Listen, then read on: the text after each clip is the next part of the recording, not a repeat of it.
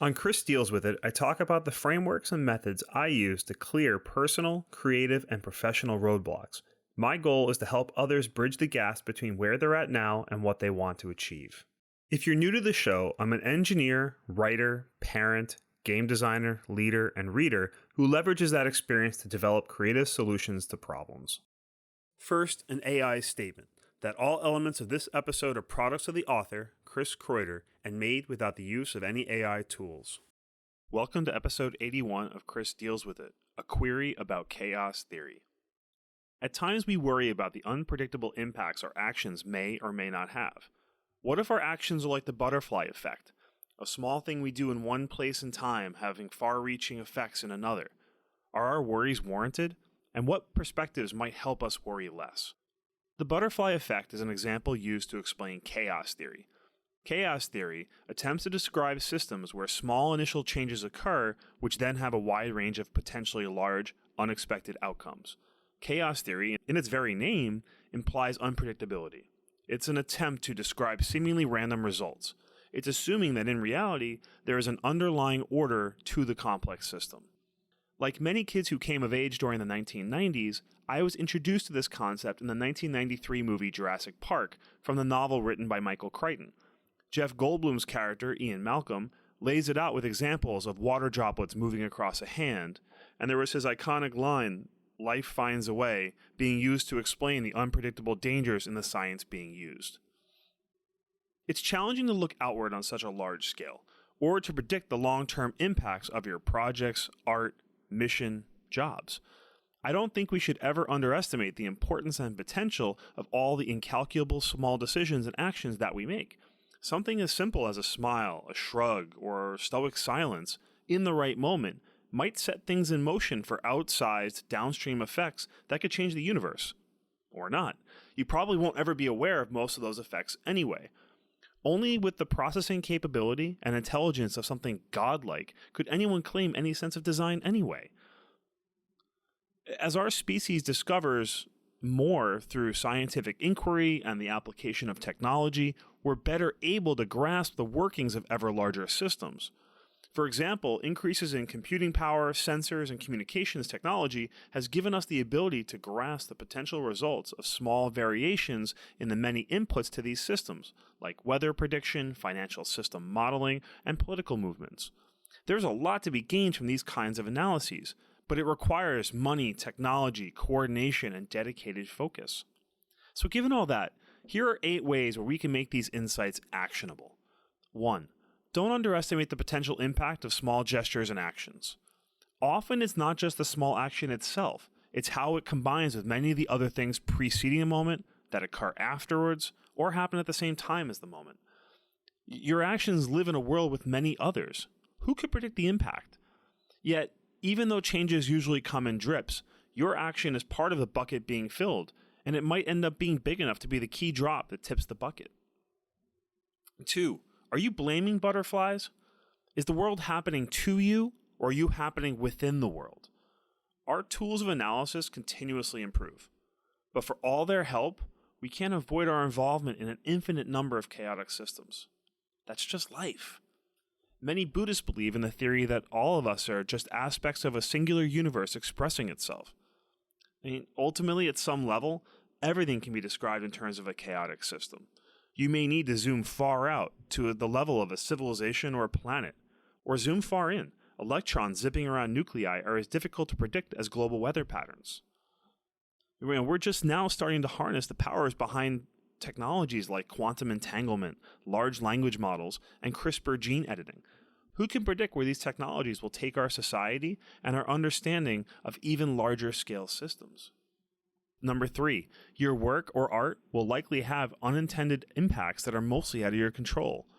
All of our stories, games, courses, art, algorithms, and more are all attempts to mimic, distill, approximate, and abstract these complex systems. These abstractions are useful frameworks for evaluation, but they will always have flaws since it's impossible to capture a chaotic system perfectly. Consider the percentage of time invested versus the degree of potential impact.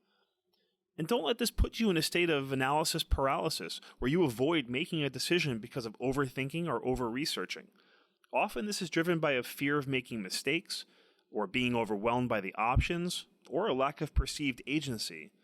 Or it can also occur due to a mental health condition like anxiety, ADHD, or depression. But sometimes making a decision, even if it ends up being a wrong one, is better than no decision at all.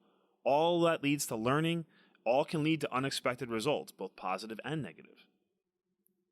4. Don't have blind trust in self-proclaimed experts or AI. Both are products of the information sets that informed them, which are inherently limited in different ways. Both are capable of yielding unpredictable and inaccurate results. They're also capable of predictable and accurate results too. Now, are there ways you can better qualify the information that you're getting from them? You can encompass larger data sets to data relevant to you or your company. For example, locating data keys or connection points between your internal data with publicly available data sets. This can yield greater insights and greater predictability into the impacts of your potential actions. Number 5, your plans, hopes, and efforts will likely get altered by outside and unpredictable forces.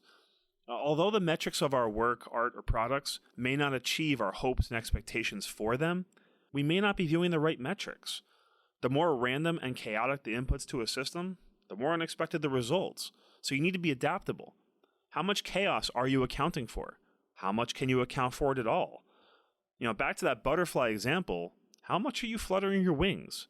Are the flaps random or with purpose? Are you flapping more than the environment or situation requires?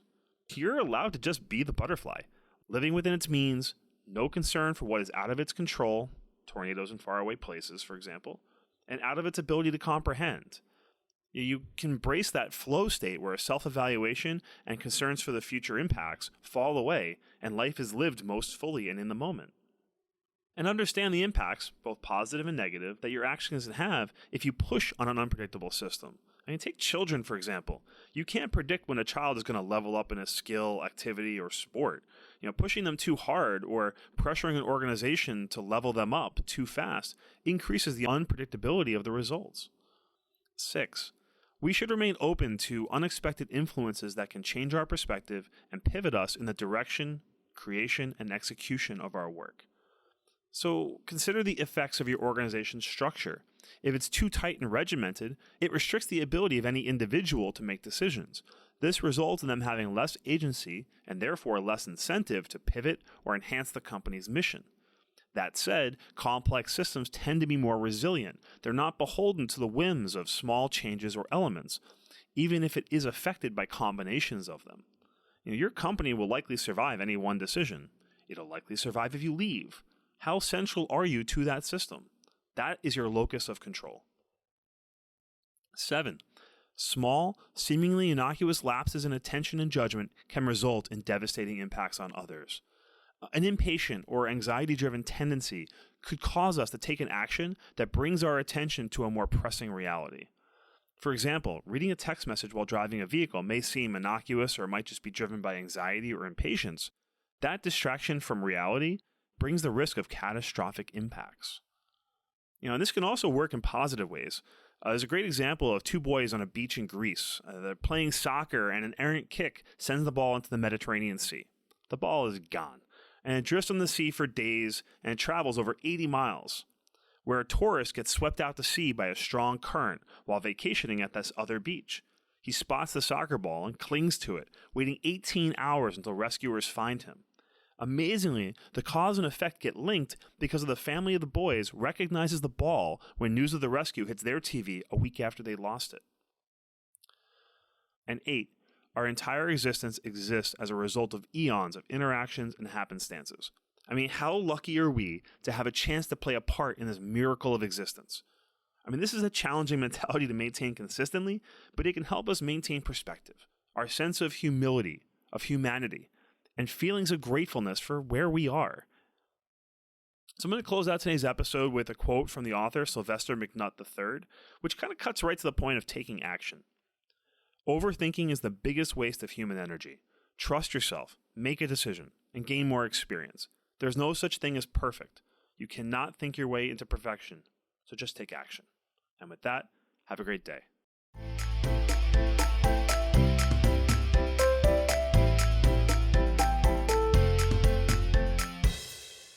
If you feel that Chris dealt with it, I'd appreciate your support of the show by sharing it with someone who might benefit. Ratings on your favorite podcast player are also helpful in growing the audience. Visit chriskreuter.com for free downloadable PDFs with notes and resources from today's episode, sign up for the CDWI mailing list, or to send in your problems or requests for future shows. That's CHRISKREUTER.com, or use the link in the show notes.